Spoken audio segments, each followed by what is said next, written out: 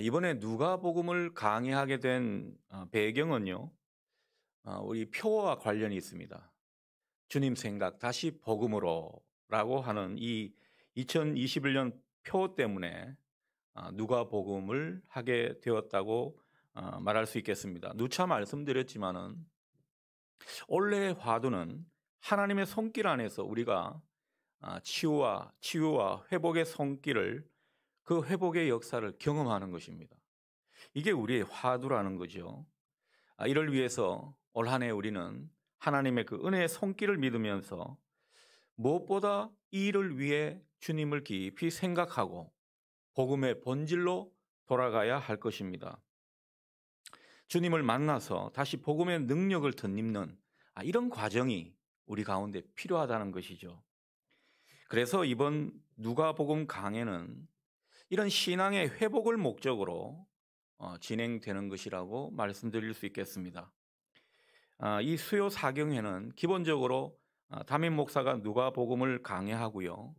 또 한 번씩 우리 부목사님들이 또 다른 복음서 말씀을 강해할 예정입니다. 아무튼 올 한 해 여러분들에게 들려지는 이 복음서 강해의 말씀을 통해서 정말 주님을 새롭게 알아가고 또 그 가운데 주님을 새롭게 만나는 은혜가 우리 모두에게 있으면 좋겠습니다. 여러분, 제가 질문 드립니다. 이 누가복음은 누가 썼을까요? 질문에 답이 있는 놀라운 질문이군요. 누가입니다. 누가는 이방인 그리스도인입니다. 헬라 사람이죠.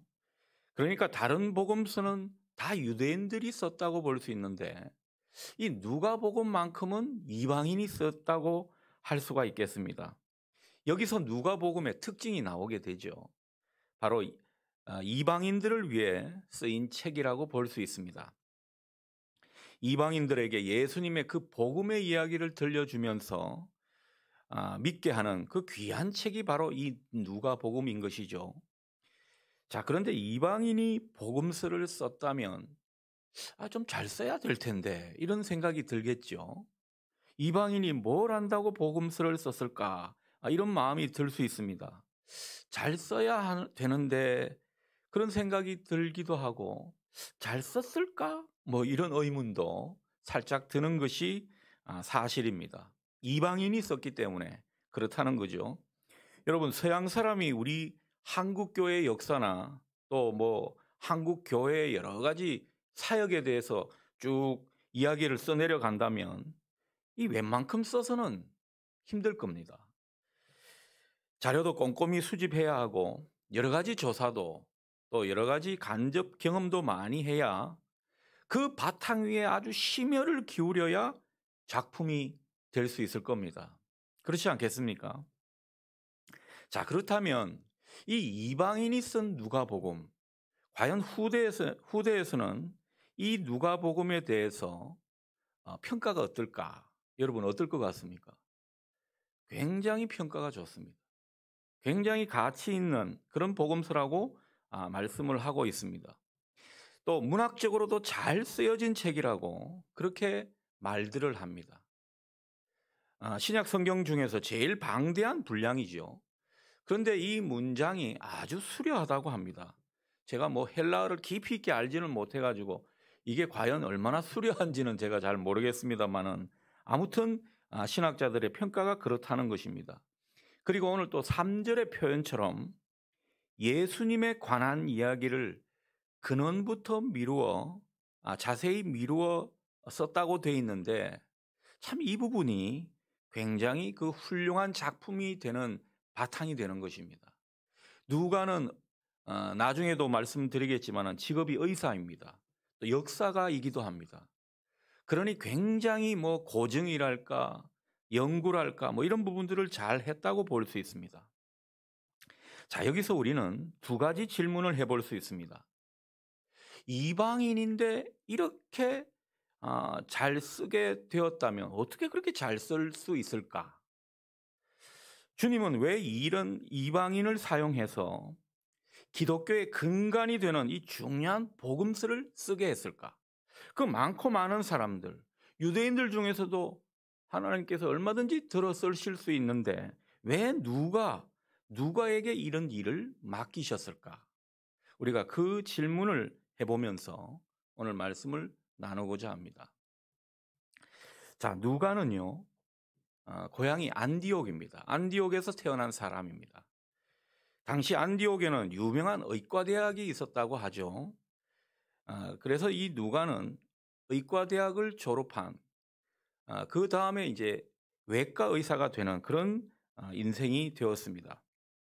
특별히 이 누가 그러면은 누구하고 굉장히 연관이 있겠습니까? 누가 그러면요, 바울하고 굉장히 밀접한 연관이 있는 사람이라고 할 수 있겠습니다. 사실 이 누가가 복음서를 쓰게 된 것도 따지고 보면요, 바울을 만나서 바울의 그 선교 여행을 따라다니다가 결국은 바울이 가르쳐 준 그 복음에 영향을 받아서 쓰게 된 것이라고 볼 수 있습니다. 그러니 누가는 이 바울을 떼고서는 생각할 수가 없는 것이죠. 그리고 이 누가는요, 최초의 이방인 교회라고 할 수 있는 그 안디옥 교회 성도였습니다. 그래서 그 안디옥 교회에서 신앙생활을 했었는데 거기서 이 예루살렘에서 파송되어 온 바울과 바나바를 만나게 된 것이죠. 참 인연이 깊죠. 바울과 바나바 밑에서 신앙생활을 하게 된 것입니다. 여러분, 누구 밑에서 신앙생활을 하느냐가 참 중요한데 이 누가는 바울과 바나바라는 이 좋은 지도자 밑에서 신앙생활 했다는 것이죠. 그들을 만나서 여러 가지 신앙 체험도 하게 되었습니다. 이게 다 누가의 복입니다. 여러분, 신앙의 여정 가운데 좋은 지도자를 만나는 것 참 귀한 일입니다. 여러분, 이게 어쩌면 정말 복된 일인지도 모르겠습니다. 여러분은 좋은 지도자 만났다고 생각을 하십니까? 이 저녁에 여러분 좋은 지도자 만났다고 생각하는 그런 은혜가 있기를 바랍니다. 여러분이 은혜가 없이는 그렇게 인정할 수가 없을 겁니다. 아무튼 이 은혜가 여러분 가운데 넘치게 있기를 바랍니다. 특별히 하나님의 비전을 발견하고 또 하나님 나라 확장에 쓰임 받아야 할 우리 젊은이들, 학생들, 좋은 지도자 만나야 됩니다. 그 밑에서 말씀과 성령으로 잘 가르침을 받게 되면 정말 이 누가처럼 주님께 귀하게 쓰임 받는 그런 리더로 또 하나님 나라의 동량으로 성장하게 될 것입니다. 우리 교회 모든 부교육자들이 그 맡은 청년이나 학생들, 이 청소년들 그런 복이 되는 지도자 되기를 주님의 이름으로 축복합니다. 그리고 여러분들이 이 일을 위해서 많이 기도해 주시기를 바랍니다. 우리 아이들에게 좋은 정신적인 스승이 되게 해 주십시오. 정말 복 있는 멘토가 되게 해 주십시오. 그렇게 우리가 기도해 나가게 될 때 하나님께서 이 귀한 주의 종들을 들어 쓰셔서 여러분들이 정말 믿고 맡기실 만한 그런 귀한 가르침과 영향력을 발휘하게 될 줄 믿습니다. 여러분, 이 일을 위해서 정말 기도 많이 하시기를 바랍니다. 더 큰 은혜가 우리 교회 가운데 있어야 될 줄 믿습니다. 아마 여러분의 기도로 말미암아 우리 주님은요, 그 기도를 들으시고 힘있게 우리 교회의 모든 다음 세대 위한 사역을 행해 가실 줄 믿습니다. 자, 누가는 이후 빌립보에서 의사로 개업을 했습니다. 이 안디옥에서 이제 빌립보로 간 것이죠. 거리가 꽤 되는 그런 지역에 가서 의사로 개업을 했는데 그렇게 의사 생활을 하고 있는 가운데 거기서 또 운명적으로 바울과 실라를 만나게 되었습니다. 여러분도 알다시피 바울이 안디옥 교회 담임 목사님으로 잘 하고 계시다가 또 하나님께서 바울과 바나바를 또 갈라놓게 하셨고 또 여러 가지 사명을 또 새롭게 주셔가지고 선교 여행을 떠나게 되었지요. 그 선교 여행을 떠나는 가운데 이 빌립보에 가게 되었는데 여기서 바울이 이 누가를 만나게 된 것입니다. 누가는 이때부터 바울의 선교 사역을 돕는 그런 역할을 하게 되었습니다. 그래서 바울과 실라의 그 모든 사역 현장에 늘 같이 있었습니다. 그들이 힘든 사역을 경험하게 되면 그 장면도 지켜보면서 자기도 그 힘든 것을 경험하고 또 같이 하는 이런 모습이 있었더라는 거죠. 그들을 따라 결국은 선교사가 되고 마는 그런 어떤 인생의 전환점이 있게 된 것입니다. 여러분, 선교 현장 따라다니면 참 힘든 일 많았겠죠? 힘든 일 많고 어려운 일 많은 것 보면 슬쩍이 피하면서 하나님 저에게는 이런 소명이 없지요 하면서 도망가기 쉬운데, 근데 이 누가는 그렇지가 않았습니다. 그 힘든 상황 속에서도 이 바울을 따라 꿋꿋이 선교 여행을 따라다니는 이런 모습을 보이게 된 것입니다. 그렇게 바울을 따라 선교의 길을 가게 되니까, 그 바울의 모든 선교 현장을 함께 하게 되니까 결국 이 누가가 뭘 썼습니까? 사도행전을 쓴 것이죠. 정말 이 누가라는 분은요, 누가복음 썼죠, 사도행전 썼죠. 위대한 책 두 개를 그렇게 쓰게 된 하나님의 귀한 종이 되었습니다. 여러분, 이런 사람이면 바울이 얼마나 아꼈겠습니까? 그래서 성경을 통해서 바울이 누가를 어떻게 생각하는지가 좀 엿보이기도 합니다. 골로새서 4장에 보면 사랑하는 의사 누가, 그렇게 바울이 표현하고 있습니다. 얼마나 사랑하는지 바울이 많이 챙기고 생각하는 사람인 것을 느끼게 합니다. 그리고 빌레몬스에 보면 나의 동력자 누가, 뭐 자기의 어떤 뭐라 그럴까요? 뭐 자기 밑에 있는 사람이라고 생각이 들지 않을 정도로 동력자 의식이 강했던 그것을 우리가 또한 알 수가 있습니다. 아무튼 바울은 이 누가를 엄청나게 아꼈습니다. 그리고 그 누가를 통해 또 자기가 경험한 복음을 많이 들려주게 된 것이죠. 선교 일을 돕는 것도 고마운데 이 또 누가는 의사다 보니까 주치의 노릇도 하고 있는 것입니다. 그러니 바울 입장에서는 얼마나 누가가 고마운 존재이겠습니까? 아무튼 그런 관계가 둘 사이에는 있었습니다. 자, 누가는 바울의 그 선교 여행, 그리고 바울이 했던 모든 사역에 동참을 했는데, 그 사역에 동참하고 선교 여행길을 같이 따라다니면서 무엇보다 성령의 역사를 깊이 체험해 갔습니다. 우리가 사도행전을 성령행전이라고 하죠. 그만큼 성령의 역사가 많이 나타난 것이 사도행전의 기록에 나타나는 것인데, 그가 그런 기록을 다 써내려 갈 수 있었던 것은 그만큼 성령의 역사를 체험했기 때문입니다. 그래서 누가복음은 그토록 성령을 강조하는, 그래서 누가복음의 또 한 특징이 뭐냐 하면은 성령을 깊이 다루고 있더라는 거죠. 성경이 어떤 분이고 성령이 어떤 분이고 또 성령의 역사가 어떤 식으로 나타나고, 이런 부분들을 누가복음에서 많이 알려주고 있습니다. 무엇보다 성령을 깊이 체험한 누가 자기가 믿는 예수에 대해서 더 깊이 알고자 하는 그런 마음이 많이 일어났습니다. 여러분, 이게 중요합니다. 우리가 성령 충만 받은 증거 여러 가지 될 수가 있죠. 근데 성령 충만 받은 증거 중에 제일 귀하고 제일 첫 번째는 무엇인가 하면요, 그 성령 충만 받은 그 모습으로 인해서 예수님을 더 알고 싶더라는 거죠. 예수님을 더 알고 싶고 진리에 대해서 열망이 일어나는, 정말 복음서를 제대로 배우고 싶은 그런 열망이 일어나는, 예수님이 어떤 분이신지, 예수님이 정말 우리에게 어떤 모습으로 나타나셨는지, 이런 것들을 더욱더 관심 있게 생각하고 또 더 관심을 가지게 되면 성령 충만한 사람입니다. 여러분, 우리 자연인으로서는요, 진리에 대해서 열망을 가지기가 어렵습니다. 예수님 좋은 분이죠. 근데 그 예수님을 배우고 싶다, 예수님에 대해 알고 싶다, 이런 열망은요, 정말 은혜라고 볼 수 있습니다. 이게 보통 은혜가 아니라는 거죠. 성령 충만한 사람의 증거라고 볼 수가 있겠습니다. 그래서 우리가 성령 충만하게 되면 자연적으로 나타나는 현상이 진리에 대한 갈망이 일어나는 거죠.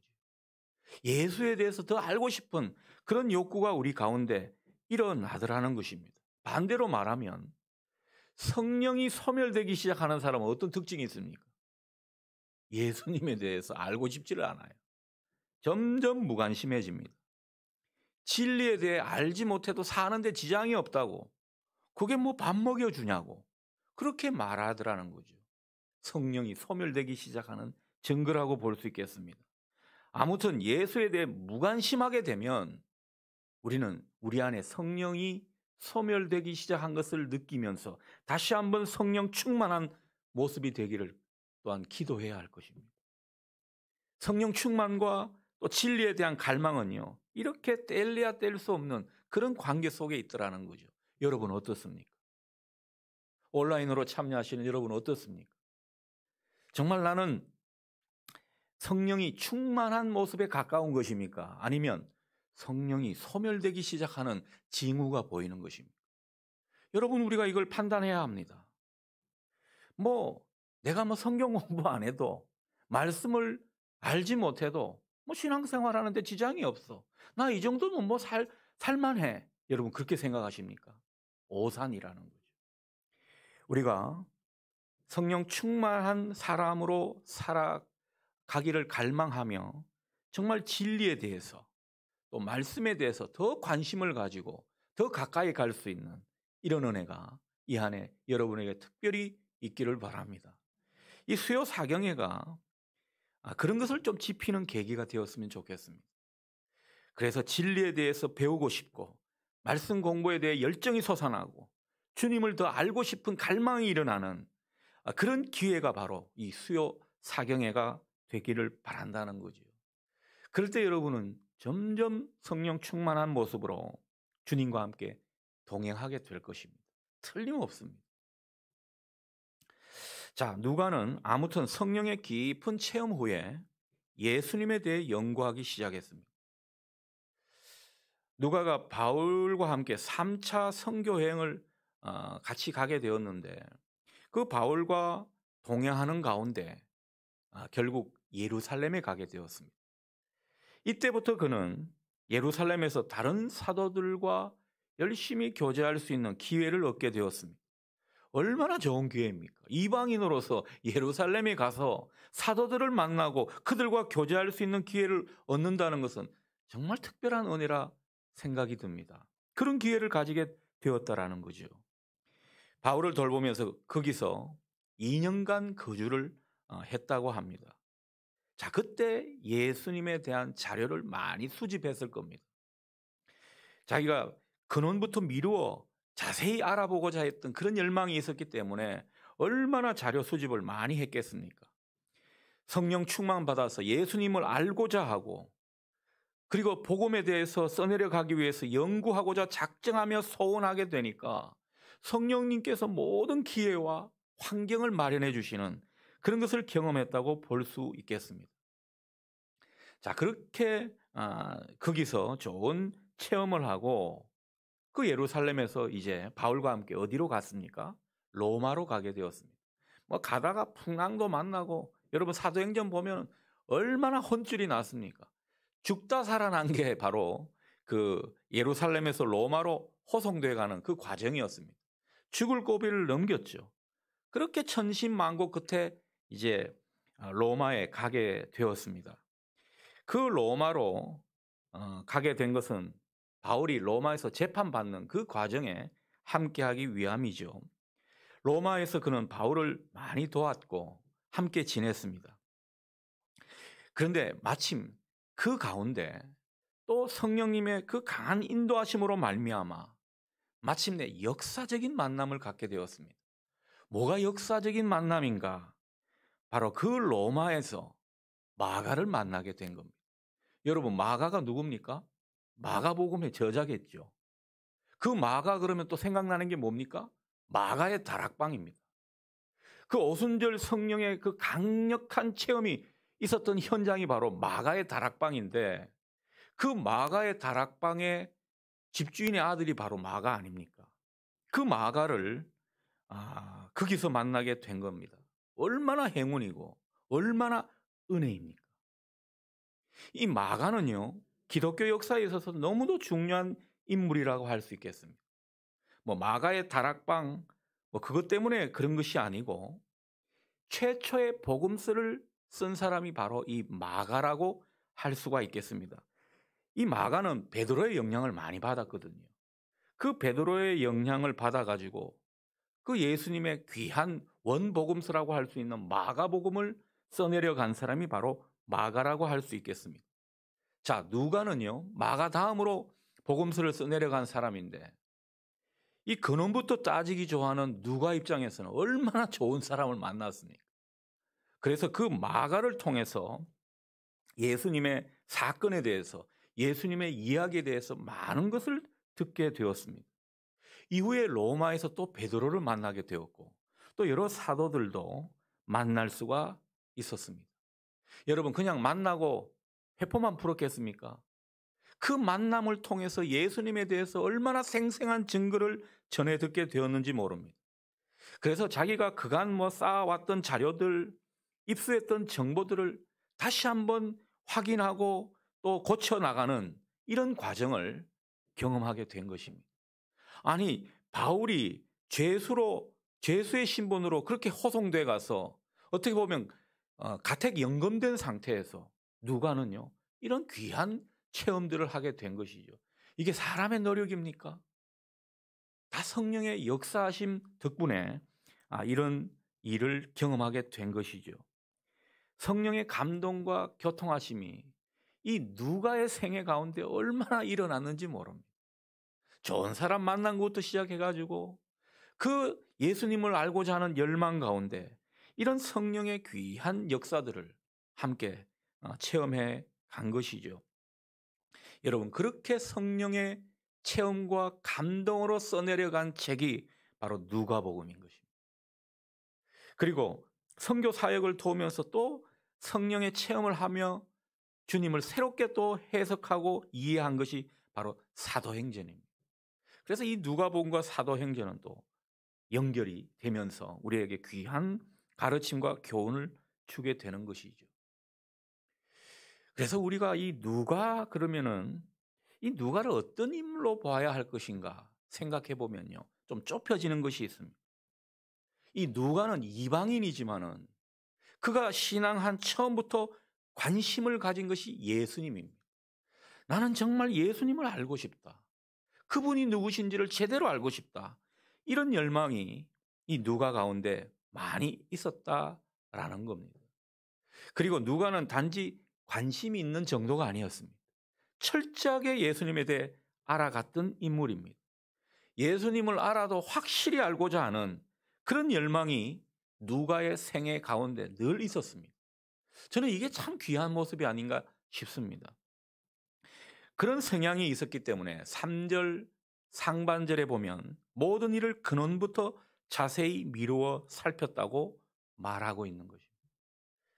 여러분, 오늘날도 보면요, 신앙을 가졌다고 하는데 도무지 예수님에 대해 관심이 없는 분이 많이 있습니다.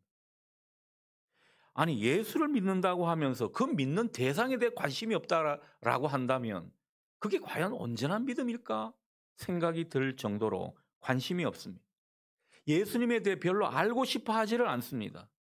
알아도 대충 알고 마는 것입니다. 그러니 우리 기독교가 많이 허약해졌습니다. 그러니 우리 기독교가 세속화된 것입니다. 능력을 잃어버렸습니다. 교회가 아주 엉망이 되어 버리는 그런 세태 속에 우리는 많은 시간들을 보냈던 것입니다. 어쩌면 이 코로나 여파도 이런 교회, 이런 성도의 모습과 무관하지 않을 겁니다. 하나님은 제가 누차 말씀드리지만은 또 다른 바벨론을 우리에게 허락하시면서 이 연단의 도가니, 그 연단의 도가니가 은혜의 도가니가 되게끔 만들어 가신다고 생각합니다. 그 중심에는 뭐가 있습니까? 예수를 믿어도 예수를 제대로 알지 못하는 그 허약한 그리스도인들에 대해서 주님은 경종을 울리고 있는 것입니다. 우리는 어떻습니까? 예수님을 얼마나 알려고 합니까? 알아도 대충 아는 그런 모습에 만족하고 사는 것은 아닙니까? 우리의 관심은 도대체 어디에 있는 것입니까? 이 누가복음을 처음 여는 서문을 함께 나누면서 그런 도전을 주님께서 우리에게 주신다고 믿습니다. 여러분, 예전에 공부할 때 보면 그런 경향이 있죠. 저는 공부를 좀 해서 이런 말씀을 드릴 수 있는데, 시험 칠 때도 보면요, 어설프게 알면 그게 죄다 성적을 깎아먹는 요인이 됩니다. 알아도 확실히 알아야 이게 고득점을 노릴 수가 있는데, 어설프게 아니까요, 이게 맞다 싶으면 또 다른 게 답이고 이렇게 피해가는 거예요. 그래서 나중에 보면은 제대로 시험을 친 것 같은데 엉망이 되었습니다. 어설프게 알아서. 여러분, 우리도 예수님을 제대로 배우고 확실히 알아야 합니다. 그래야 은혜가 더 크다고 믿습니다. 그래야 신앙에 힘이 생깁니다. 그래야 성령의 감동과 역사가 우리 삶 가운데 체험이 되는 것입니다. 여러분, 이번 한 해 정말 주님을 힘써 알 수 있기를 축원합니다.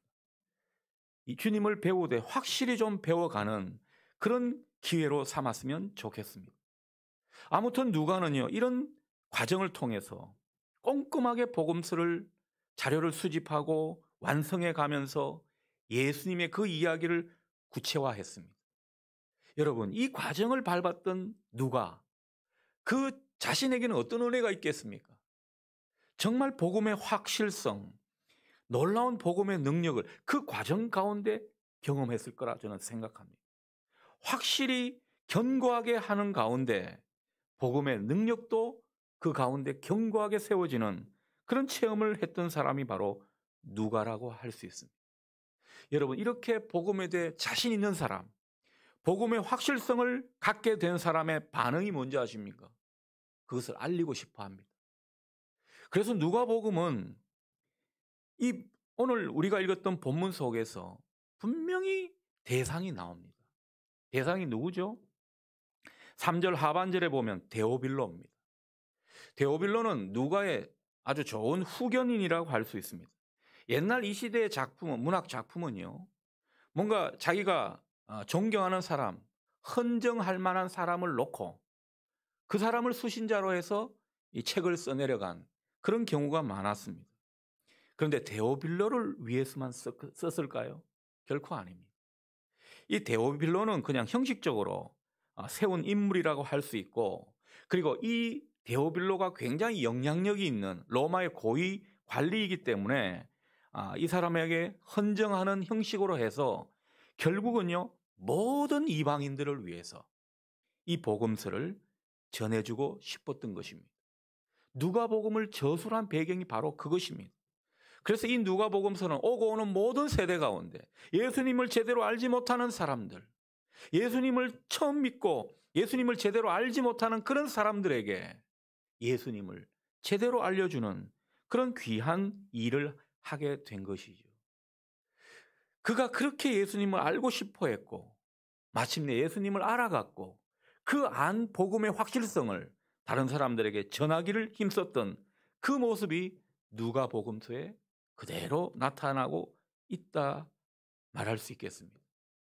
4절처럼 복음에 대해 어느 정도 알고 있는 사람도 더 확실하게 알도록 그렇게 만들기 위해서 누가복음을 쓰게 된 것입니다. 여러분, 하나님이 왜 이방인인 누가를 위대한 기독교 역사의 한 주인공으로 그를 사용했는지 느낌이 오십니까? 하나님 앞에서는요, 먼저 된 자, 나중된 자 따로 없습니다. 얼마든지 먼저 된 자는 나중되고 나중된 자를 먼저 되게 하시는 것이 하나님이십니다. 하나님 앞에는 차별이 없으십니다. 하나님이 어떤 사람을 귀하게 여기시는지 우리가 그것을 잘 봐야 할 것입니다. 하나님이 귀하게 여기시는 사람은 다른 사람이 아닙니다. 주님을 알고 싶어하고 주님을 제대로 배우고 싶어하면서 그분을 그 가운데 따르려고 하는 그 사람을 귀히 여기시는 겁니다. 그리고 그 주님을 알아가는 모습 속에 복음에 대한 진리를 분명히 알아가고 또 그것을 다른 사람에게 전해주려고 할 때 여러분, 그 사람은요, 누구보다도 예수님의 친구라 할 수 있습니다. 그렇지 않겠습니까? 하나님은 이런 사람들을 오늘도 기대하고 계십니다. 정말 예수님에 대해서 더 알고자 그 아는 것만큼 그 예수님을 다른 사람들에게 전하고자 하는 이런 복음의 사람을 기대하고 소원하시는 것입니다. 오늘 이 누가복음 강해를 듣고 또 이 안에 이 복음서의 말씀을 통해서 주님을 따라가고자 주님을 배우고자 하는 여러분에게 이 은혜가 있기를 바라고, 그리고 하나님이 여러분과 함께 하시는 놀라운 능력 가운데 여러분이 정말 주님에 대해서 더 분명히 배우고 알고 그 가운데 복음의 확실성이 더해지는 이 은혜가 있기를 소원합니다. 이게 정말 주님의 소원이고 또 우리 모두의 소원일 줄 믿습니다.